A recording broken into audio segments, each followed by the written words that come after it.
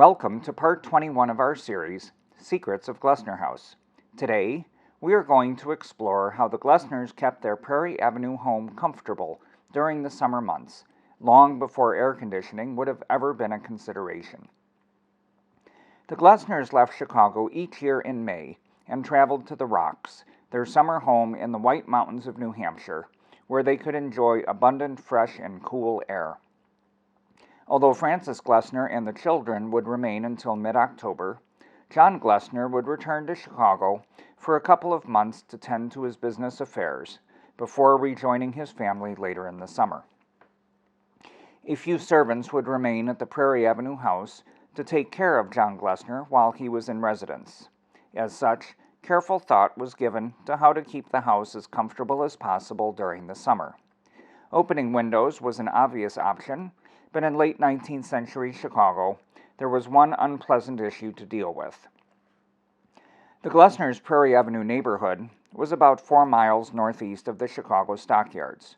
For much of the summer, opening the windows meant you would encounter the odors emanating from the thousands of pens housing cattle, sheep, and pigs. It was said that when the winds blew strong enough, the smell carried all the way north of downtown. This was one of the reasons many people, if they were able to do so, had summer homes, so they could escape the smell and dirt of the city. The Glessners had one advantage that many others did not. As seen in this map from 1886, the year the construction began on the house, Prairie Avenue was more or less lakefront property. The Glessners' lot is represented by the red box at left, and the red arrow shows that their front door was only about 550 feet from the shore of Lake Michigan, a ready source of cool, clean air. The Glessner's son George took this photo from his bedroom window soon after the family moved in December 1887. With the lot across the street still vacant at the time, you can clearly see the Illinois Central train in the middle of the image, heading north on tracks located along the shore of the lake.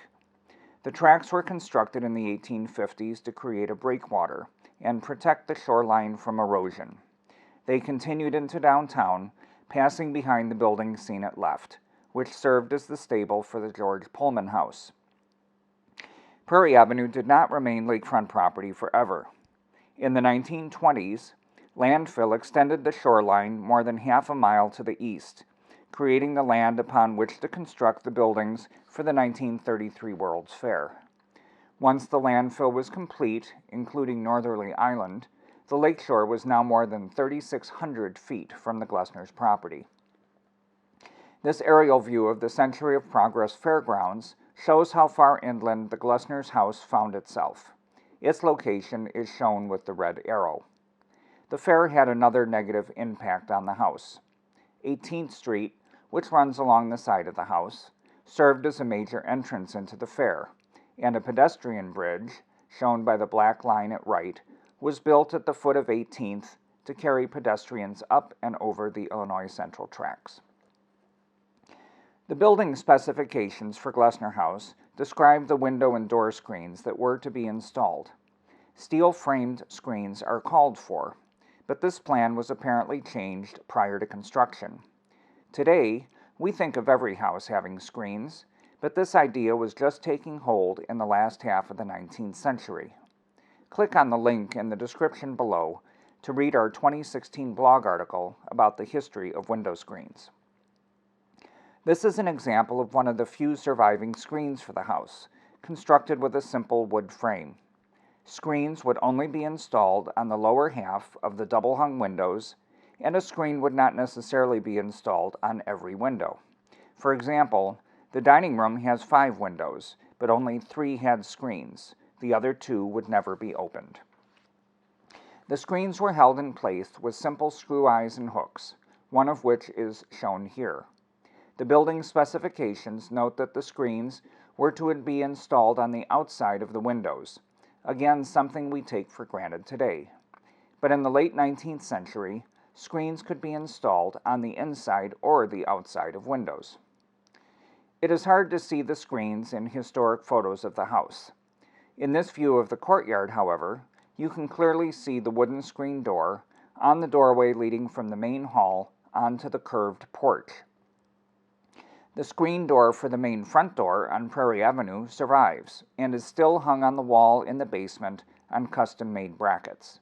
If the front door was left open with its screen door, at the same time as the curved door seen in the previous image, cooling breezes from the lake would have blown from east to west through the central part of the house.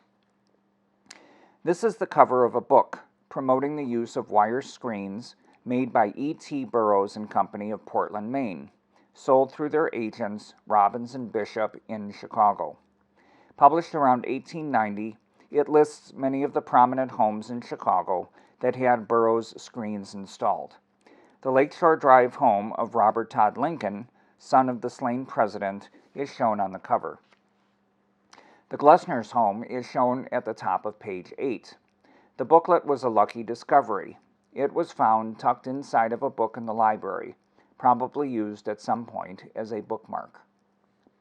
Frances Glessner left behind detailed instructions for the staff who remained in the house during the summer when she was away.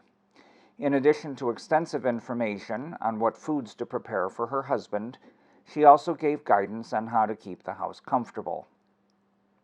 Here she provides information on opening and closing doors and windows.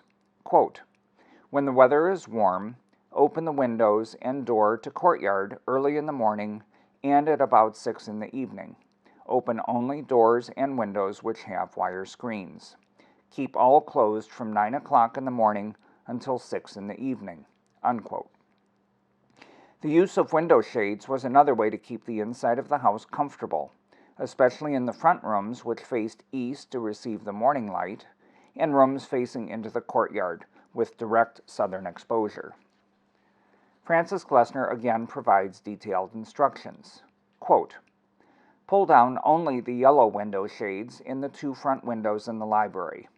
Do not draw any of the shades down over the little north window in the library. Do not draw down any of the dark green shades in any rooms but the occupied bedrooms. When Mr. Glessner goes away the last of July, then roll up all of the light shades and draw down the dark ones to halfway over the windows." Unquote. Frances Glessner's instructions make clear that there were 2 shades on each window. One, apparently yellow, would have been light filtering. An example of that type of shade can be seen in this photo of the courtyard bedroom, directly above Frances Glessner Lee's miniature symphony orchestra. The dark green shades would have completely blocked light and can be seen here on the north-facing windows on the landing of the main staircase. Shades of this type can be seen today in the schoolroom. The use of 2 types of shades on the windows was a clever way to strike a balance between providing adequate light in the rooms while blocking excessive sunlight, which created heat and faded carpets and textiles. We hope you have enjoyed peeking through this window into the past to learn a bit about how the Glessners kept their home comfortable during the summer months. Tune in next time when another secret will be revealed.